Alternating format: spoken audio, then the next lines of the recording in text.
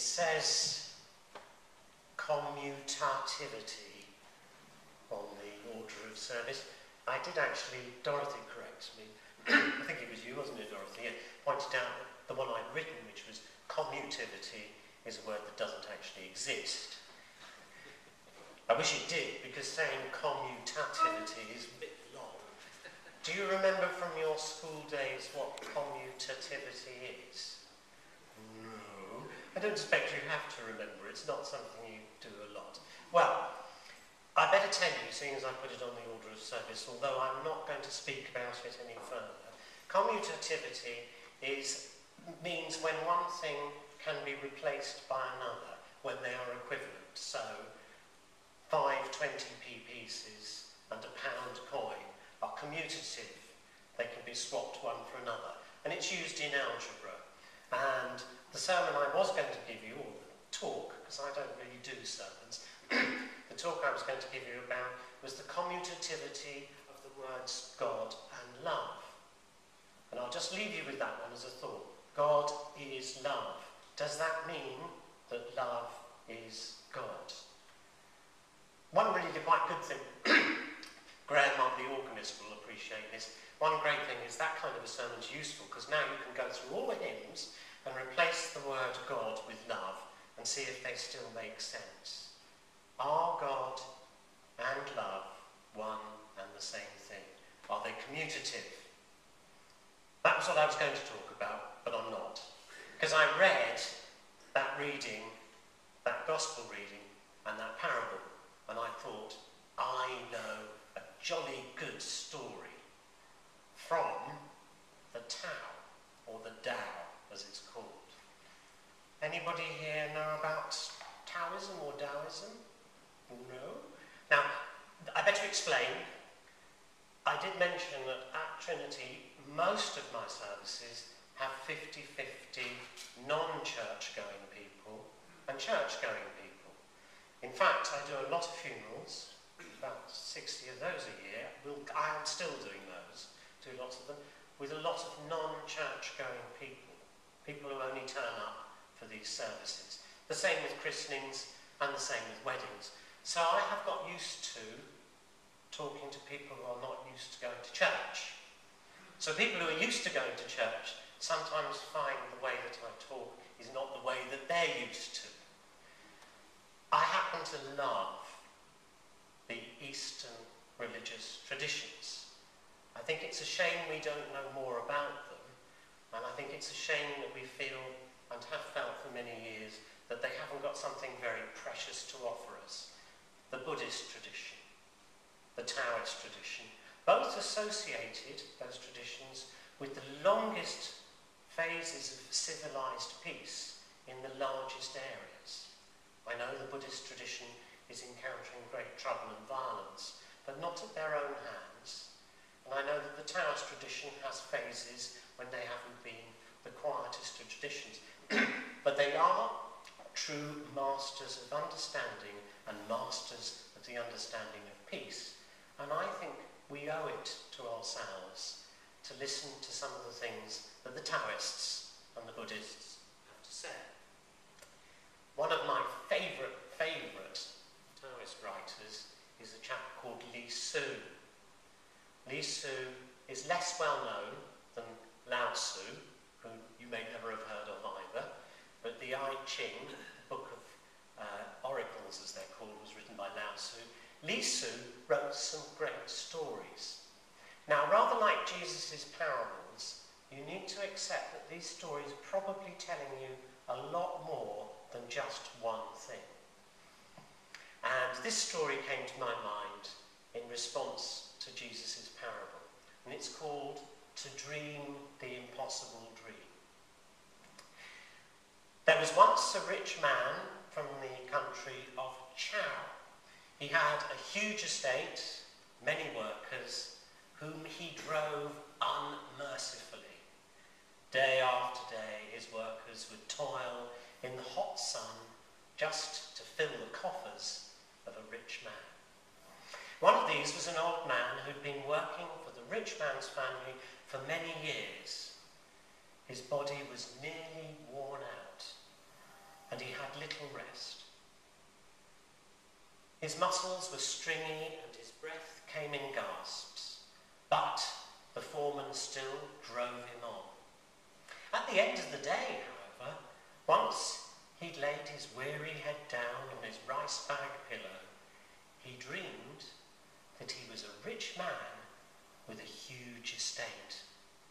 All night long in his dream, he was waited upon by servants, fed delicacies, and entertained by beautiful women who played lovely and haunting melodies and danced ancient and graceful dances for him.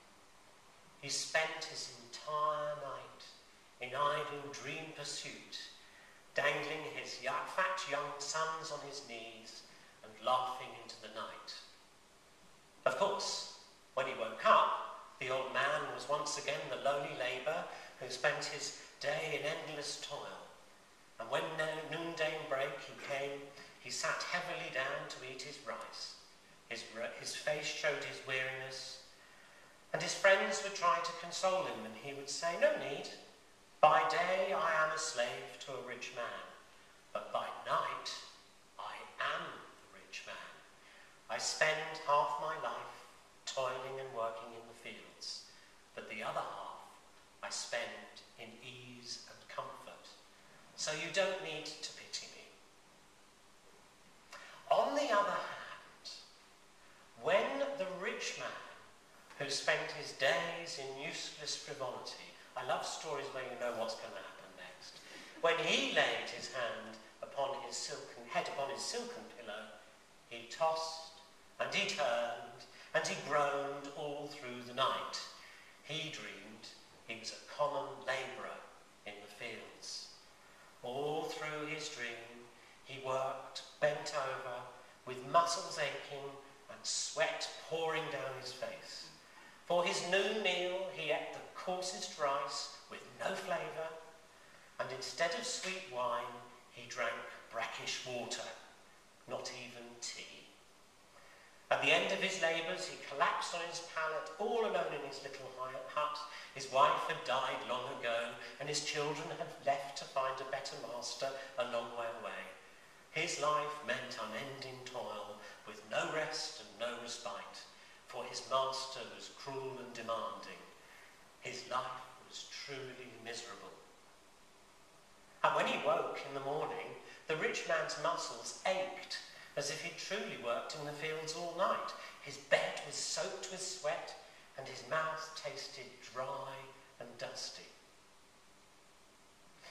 When he complained to his friends, they told him, "Don't worry, by night you may suffer, but by day you are a rich man, well respected in the business community, and you have far more than you'll ever need. You are at the top of the ladder. That is why at night you dream you are at the bottom. You cannot have it both ways. Things must balance, and that is why you keep having these vexing dreams." And the rich man thought about that, because each day he awakened, he was more weary than the day before. He took to walking over his estate to try and relax his agitated mind, and there he saw all his servants toiling in the hot day sun all day, and he noticed in particular one old man who was bent over by many years of hard labour.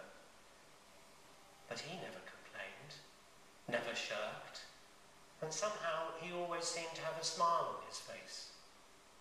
"I envy that man," said the rich man. "He's nothing, yet he seems so much happier than me." The old worker saw the rich man watching him.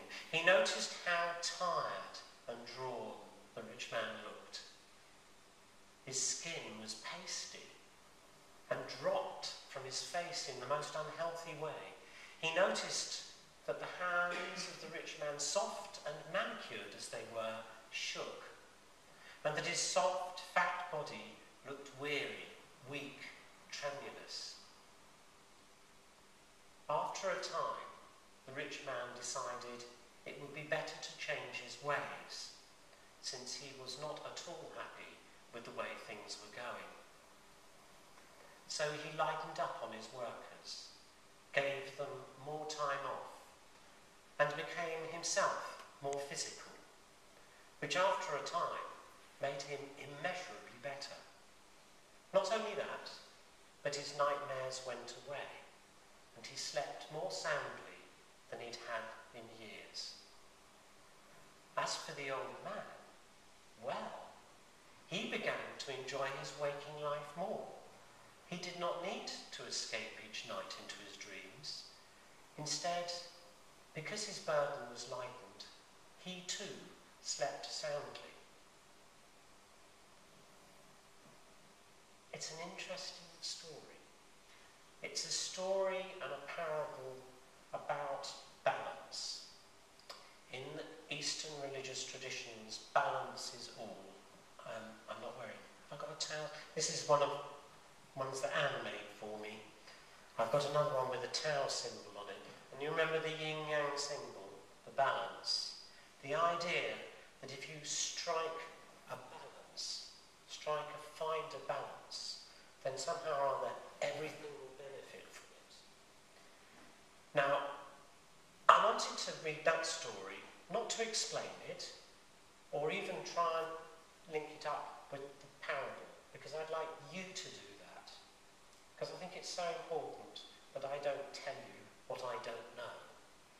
I think it's important that you listen to it. But in our lives, both of those parables, both of those stories, have something to say about the way we go about relating to other people, don't they? They have something to say about the fact that if you put the pressure on someone else, in other ways, that very same pressure will be put on you.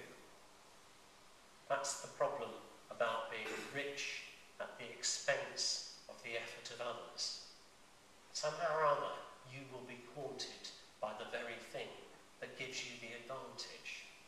It was said that the highest of the emperors in the early Chinese dynasties, it was said that they needed bodyguards to protect them from their own bodyguards, who needed bodyguards to protect them from their own bodyguards.